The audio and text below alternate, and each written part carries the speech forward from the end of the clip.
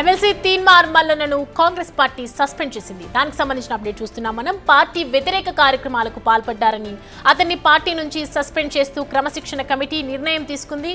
Party వ్యతిరేక కార్యకలాపాలకు పాల్పడ్డారని తీన్మార్ మల్లన్నకు గతంలో షోకాజ్ నోటీసు జారీ చేశారు. ఇప్పటి వరకు ఆయన ఏ సమాధానం చెప్పలేదు.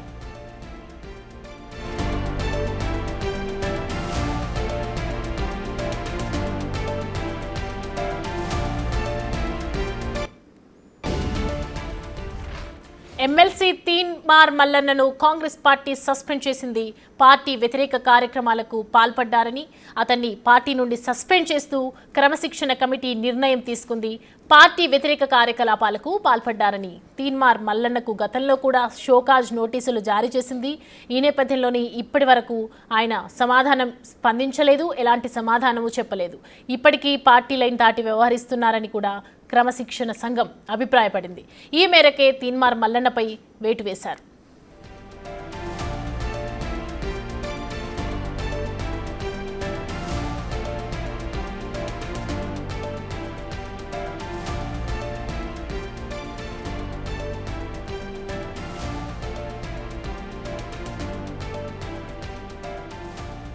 ఎమ్మెల్సీ తీన్మార్ మల్లన్నను కాంగ్రెస్ పార్టీ సస్పెండ్ చేసింది. పార్టీ వ్యతిరేక కార్యక్రమాలకు పాల్పడ్డారని అతన్ని పార్టీ నుంచి సస్పెండ్ చేస్తూ క్రమశిక్షణ కమిటీ ఈ డిసిషన్ తీసుకుంది. పార్టీ వ్యతిరేక కార్యకలాపాలకు పాల్పడ్డారని తీన్మార్ మల్లన్నకు గతంలో కూడా షోకాజ్ నోటీస్ జారీ ఇచ్చింది. ఇప్పటి వరకు ఆయన సమాధానం చెప్పలేదు, స్పందించకపోగా ఇప్పటికీ పార్టీ లైన్ దాటే వ్యవహరిస్తున్నారని క్రమశిక్షణ సంఘం అభిప్రాయపడుతూ ఈ మేరకు ఆయనకు తీన్మార్ మల్లన్నపై అనర్హత వేటు వేశారు.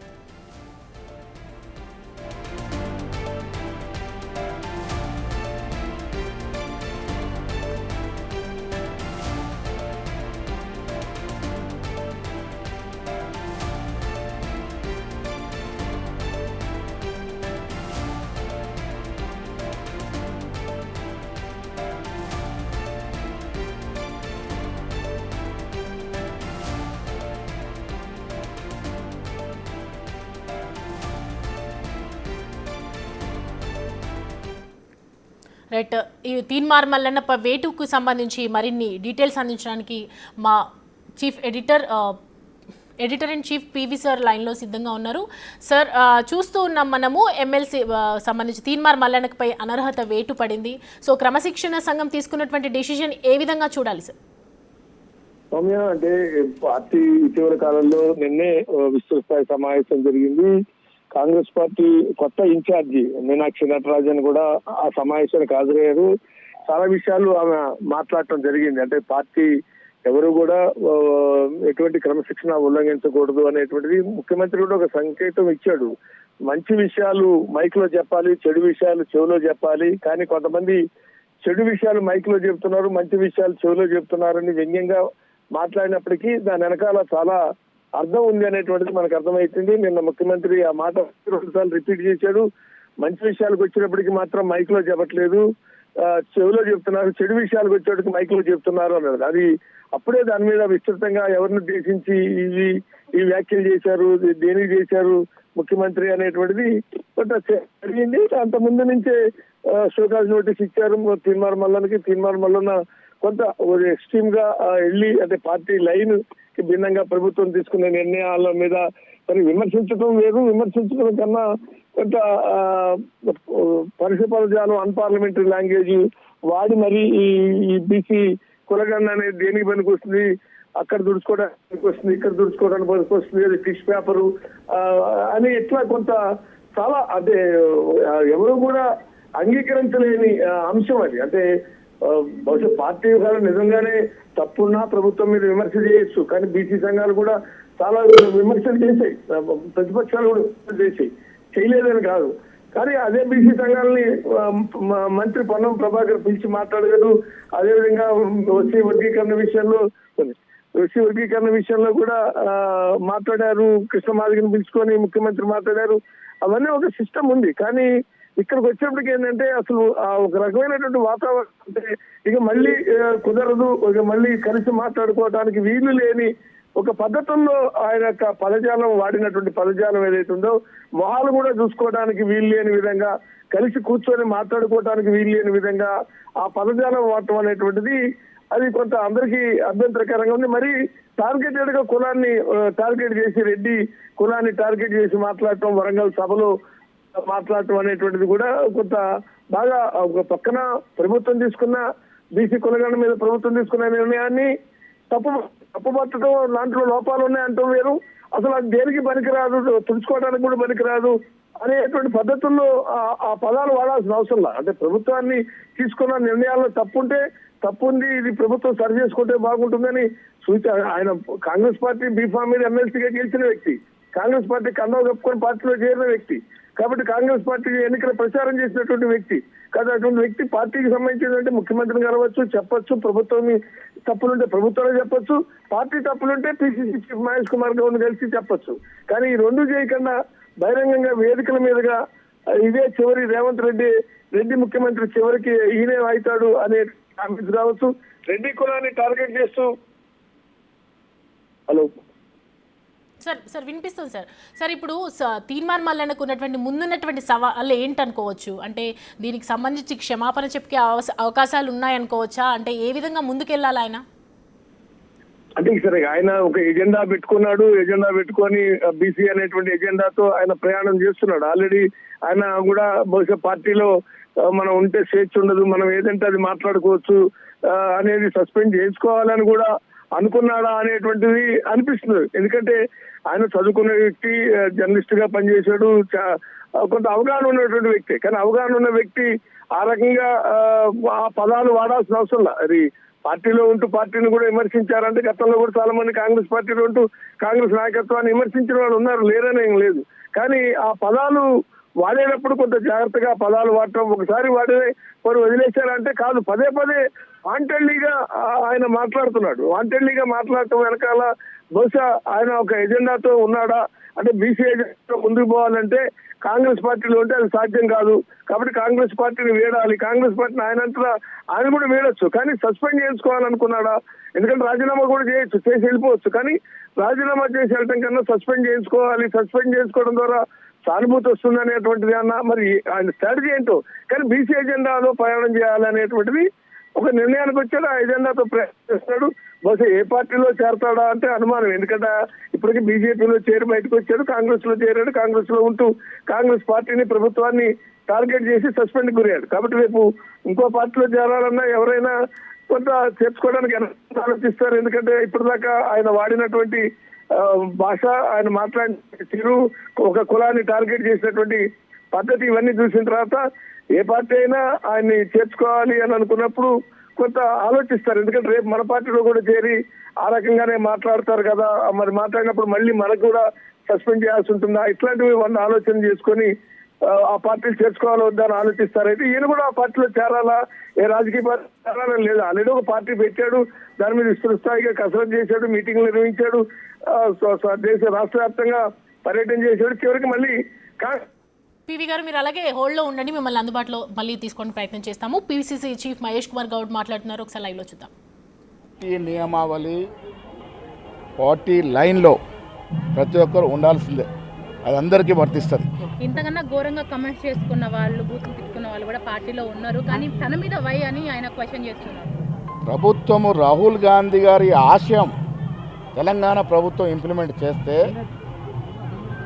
నేను ఆ భాష వాడిన, కానీ ఆయన వాడిన భాష, ఆ కాయిదాలను చింపేసి తీరు పట్ల ఏఐసీ చాలా తీవ్రంగా పరిగణించారు. సస్పెన్షన్ల విషయంలో రెడ్ల పట్ల అంటే ఓసీ సామాజిక వర్గానికి సంబంధించిన నేతల పట్ల కులము మతము పార్టీ క్రమశిక్షణ ముందు కులము మతము పనిచేయదు, పెద్ద చిన్న తారతమ్యం ఉండదు. పార్టీ లైన్ దాటినప్పుడు ఎంతటి వారిపైన క్రమశిక్షణలు ఉంటాయి. మల్లన్న విషయంలో మొదటి నుంచి కూడా చాలా విషయాల్లో ఆయనకి మందలిస్తూ వచ్చినాము, ఇది పద్ధతి మంచిది కాదని చెప్తూ వచ్చినాము. అయినప్పటికీ కూడా ఆయన ఆ కాయిదాన్ని తగిలియడం అనేది చాలా తీవ్రంగా పరిగణించాల్సి వచ్చింది.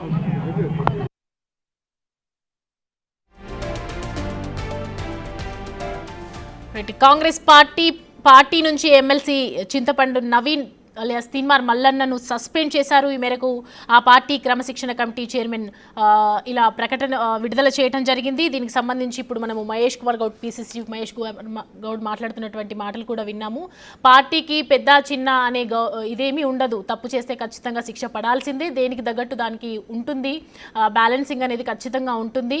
ఎమ్మెల్సీ ఎన్నికల్లో కాంగ్రెస్కి సపోర్ట్ చేసినప్పుడు కూడా మేము సపోర్ట్ చేశాము మల్లన్నకి, కానీ ఆయనకి నుంచి మాకు ఎలాంటి కరెక్ట్ సమాధానాలు రాలేదు. సో దానికి సంబంధించే మేము ఇవాళ తీసుకోవడం జరిగింది. క్రమశిక్షణ నోటీసులు జారీ చేసినప్పటికీ కూడా ఎలాంటి సమాధానం ఇవ్వలేదు, ఎలాంటి ఎక్స్ప్లెనేషన్ ఇవ్వలేదు, స్పందించకపోగా మమ్మల్ని ఇంకా ఎక్కువ మాట్లాడడం చేశారు. సో క్రమశిక్షణ తీసుకున్నటువంటి కమిటీ తీసుకున్నటువంటి నిర్ణయం మాత్రం సరైనదిగా మేము చూస్తూ ఉన్నామని చెప్పి ఆయన మాటలో మనం విన్నాం. ప్రజెంట్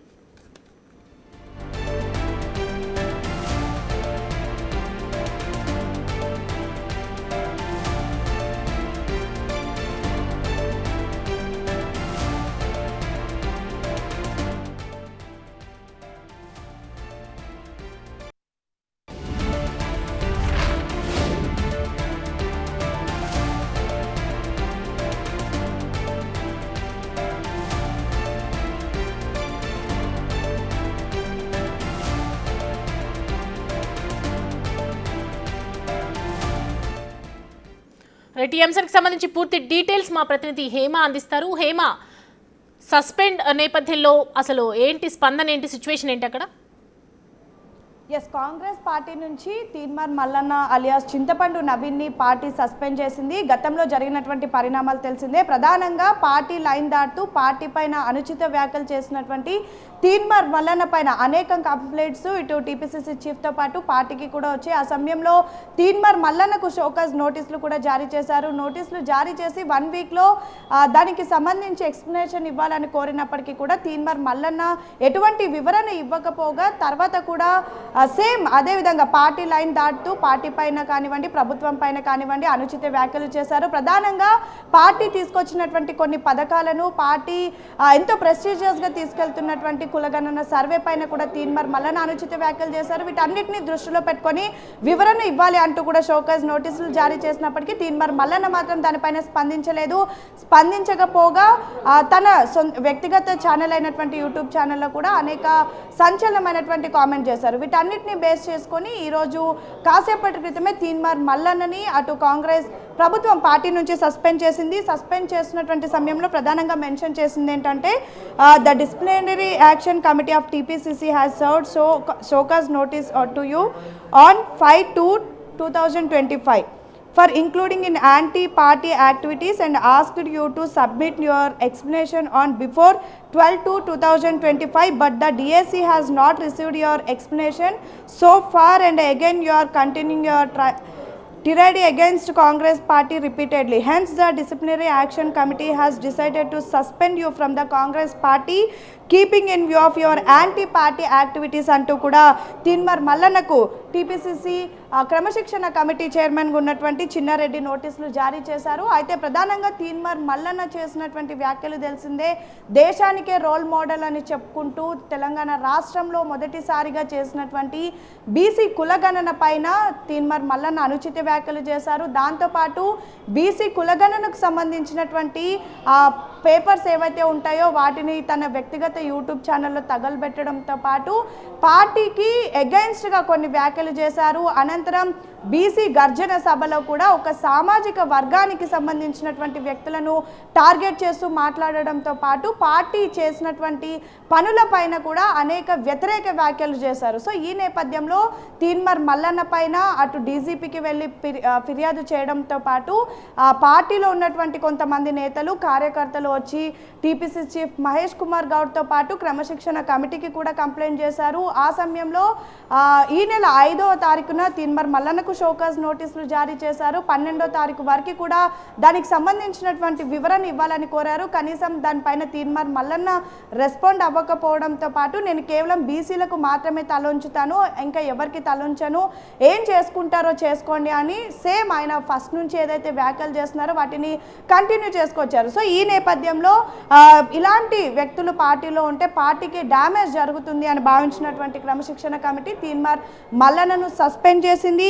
ఆల్రెడీ ఈ అంశం ఎప్పుడైతే షోకాజ్ నోటీసులు ఇచ్చిన తర్వాత వివరణ ఇవ్వలేదో ఆ అంశాన్ని ఏఐసిసికి కూడా తెలియజేశారు. మొత్తానికి హైకమాండ్ తీసుకున్నటువంటి నిర్ణయాన్ని బేస్ చేసుకొని తీన్మార్ మల్లన్నను సస్పెండ్ చేశారు. ఇక తీన్మార్ మల్లన్న సస్పెన్షన్ పైన కాసేపటి క్రితం టీపీసీసీ చీఫ్ మహేష్ కుమార్ గౌడ్ మాట్లాడుతూ పార్టీ లైన్ ఎవరు దాటినా సరే ఊరుకునేది లేదు, మల్లన్నకు ఎన్నోసార్లు చెప్పాము ఆయన వినడం లేదు అండ్ మల్లన్నను హెచ్చరించాము, అయినప్పటికీ కూడా మల్లన్న వినకుండా తన తీరుని మార్చుకోలేదు. బీసీ కులగణనకు సంబంధించినటువంటి పత్రాలను చించడం అంశం పైన ఏఐసిసి సీరియస్ అయింది. మల్లన్న చేసినటువంటి వ్యాఖ్యలు చాలా తప్పు, పార్టీ లైన్ దాటితే ఎవరిని కూడా వదిలిపెట్టేది లేదు అంటూ కూడా మహేష్ కుమార్ గౌడ్ చెప్పారు. మొత్తానికైతే నిన్న నటరాజన్ వచ్చిన తర్వాత ఇది అంతా కూడా నటరాజన్ ఎఫెక్ట్ అని కూడా పార్టీలో చర్చలు జరుగుతున్నాయి. నటరాజన్ నిన్న చాలా కీలకమైనటువంటి అంశాలను పేర్కొన్నారు. ఎవరు పార్టీ లైన్ని దాటద్దు, రాహుల్ గాంధీ ఖర్గే ఆదేశాల మేరకు పనిచేయాలి, అందరూ కలుపుకుంటూ పోవాలి అని చెప్పారు. మొత్తానికైతే పార్టీలు ఎవరైనా సరే పార్టీ లైన్ దాటితే ఊరుకునేది లేదని అయితే కాంగ్రెస్ ప్రభుత్వం నిరూపించుకుంది. Right Hema, thank you. Right, ఇంకా చూస్తూ ఉన్నాం మనము తీన్మార్ మల్లన్నపై అనర్హత వేటు పడింది. క్రమశిక్షణ సంఘం అభిప్రాయపడింది ఇది కరెక్ట్ కాదని చెప్పేసి. ఇదివరకు షోకాజ్ నోటీసులు జారీ చేసినా కూడా ఆయన ఎలాంటి స్పందన ఇవ్వకపోవడంపై ఇవాళ తీన్మార్ మల్లన్నపై వేటు వేశారు. ఇక ఈ అంశానికి సంబంధించి మరిన్ని అప్డేట్స్ మా ఎడిటర్ ఇన్ చీఫ్ని పివి శ్రీనివాస్ని అడిగి తెలుసుకుందాం. శ్రీనివాస్, చూస్తూ ఉన్నాము, సో ఇదంతా చూస్తూ ఉంటే కాంగ్రెస్లో కానీ రాజకీయంగా కానీ ఎలాంటి పరిణామాలు చోటు చేసుకునే అవకాశాలు ఉన్నాయంటారు? అంటే ప్రధానంగా షోకాజ్ నోటీసు అయినప్పటికీ కూడా మల్లన్న షోకాజ్ నోటీసును కూడా పై కూడా వ్యంగ్యాస్త్రాలు విసిరారు. అంటే తర్వాత పార్టీ క్రమశిక్షణ చర్యలు తీసుకుంటుంది. క్రమశిక్షణ అంటే ఎవరైనా పార్టీ నియమ నిబంధనలను ఉల్లంఘించినా, పార్టీకి డ్యామేజ్ చేసినా, పార్టీ పట్ల బహిరంగంగా విమర్శలు చేసినా, ప్రభుత్వం మీద విమర్శలు చేసినా పార్టీ క్రమశిక్షణ సంఘం షోకాజ్ నోటీస్ ఇస్తుంది. ఎందుకు ఇట్లాంటి వ్యాఖ్యలు చేయాల్సి వచ్చింది అనేప్పుడు వివరణ అడుగుతారు.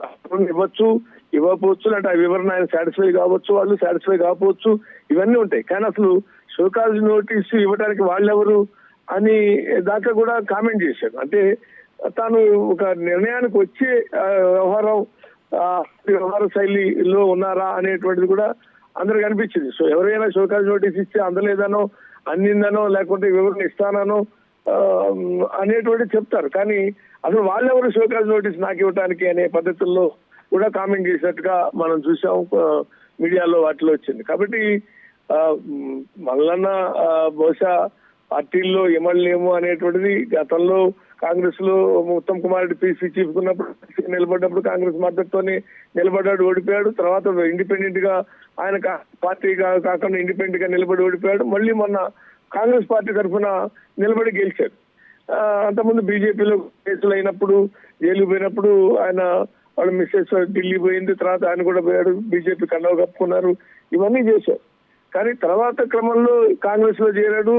అసలు సొంతగానే ఒక పార్టీ పెట్టాలని ఒక పెద్ద విశ్వ ప్రయత్నం చేశాడు. దానికి సంబంధించినటువంటి విస్తృత స్థాయిలో రాష్ట్రం అంతా పాదయాత్ర చేశాడు, పర్యటన చేశాడు, కార్యకర్తల సమావేశం, తన అభిమానులతో అనుచరులతో సమావేశం నిర్వహించాడు. అన్ని చేసినప్పుడు కూడా మరి అది నడపలేమన్నా, లేకుంటే తన కారణం ఏదైనా మళ్ళీ సడన్ గా ఆయన కాంగ్రెస్ పార్టీలో చేరడం, కాంగ్రెస్ పార్టీ టికెట్ కోసం ట్రై చేశాడు. ఎంపీగానో ఎమ్మెల్యేగానో కావాలంటే అది సాధ్యం కాని పరిస్థితుల్లో మళ్ళీ తాను గ్రాడ్యుయేట్ కాన్స్టిట్యున్సీ ఏదైతే నిలబడి ఓడిపోయాడో దాని మళ్ళీ అదే కాన్స్టిట్యున్సీ ఖమ్మం, వరంగల్, నల్గొండ పట్టభద్రుల నియోజకవర్గానికి నిలబడ్డాడు. మన కాంగ్రెస్ పార్టీ సహకరించింది, గెలిచాడు. కానీ ఆయన పార్టీలో ఇమ్మడ లేవు అనేటువంటిది ఇమ్మడి పద్ధతుల్లో ఆయన వ్యవహార శైలి ఉంది. కాబట్టి బహుశా ఆయన కూడా పార్టీ సస్పెండ్ చేస్తే మంచిదే, చేసుకొని ఏంది వివరణ ఇచ్చేది, ఏంది షోకాజ్ నోటీస్కి వివరణ ఇచ్చేది ఏంది, వివరణ ఎప్పుడు ఇవ్వాలి అంటే నీ పార్టీలో కొనసాగాలనుకుంటే ఏదో పొరపాటు అయిందనో, నేను ఈ కాంటెస్ట్ లో అన్నానో, ఆ కాంటెస్ట్ లో అన్నానో, ఉద్దేశపూర్వకంగా నేను అనలేదు, అది నేనేదో పార్టీ నష్టపరచాలని అనుకొని చేసిన వ్యాఖ్యలు కాదనో చెప్పచ్చు. కానీ ఆయన బహుశా పార్టీల్లో కొనసాగలేవు, తమ ఇష్టం లేకే బహుశా షోకాజ్ నోటీస్ పట్ల కూడా కామెంట్ చేశాడు. షోకాజ్ నోటీసుకి రిప్లై ఇవ్వడానికి ఇష్టపడలేదు అనేటువంటిది అనిపిస్తుంది. సరే, భవిష్యత్తులో ఏం చేస్తారంటే ఇంతకుముందే ఆయన ఒక ఎఫర్ట్స్ పెట్టాడు రాష్ట్ర వ్యాప్తంగా ఒక పార్టీ లాగా ఎస్టాబ్లిష్ కావడానికి కావాల్సిన పద్ధతుల్లో వ్యవహారం అంటే టీ షర్ట్లు ఈ షర్ట్లు వేసుకుని పాదయాత్ర చేశారు. రాష్ట్రం అంతా తిరిగాడు. ఇప్పుడు మళ్ళీ బీసీ నినాదంతో బాగా ఫోకసింగ్ లోకి వచ్చి జిల్లాలో తిరుగుతూ బీసీ నినాదంతో ముందుకు సాగుతున్నారు. సరే, అది ఎంతవరకు వర్కౌట్ అవుతుంది, అది వర్కౌట్ అవుతుందా, బీసీ అందరూ బీసీ ఆయన వెనకాల ర్యాలీ అవుతారా, ఎంతవరకు ర్యాలీ అవుతారు అనేది సెకండరీ. కానీ ఆయన ఆ కార్డుతో ముందుకు పోవాలనేటువంటిది డిసైడ్ అయిపోయినట్టుగా కనపడుతుంది. భవిష్యత్తు ఖచ్చితంగా ఇవాళే సస్పెండ్ చేస్తూ ప్రయత్నం చేశారు కాబట్టి తిన్మార్ మల్లన్న కూడా రియాక్ట్ అవుతాడు, తన కార్యాచరణ గురించి కానీ ఇలాంటి గురించి కానీ రియాక్ట్ అవుతాడని అనుకున్నా. రియాక్ట్ అయితే ఆయన భవిష్యత్తు ఏంటనేది తెలుస్తుంది. Right Srinivas, thank you.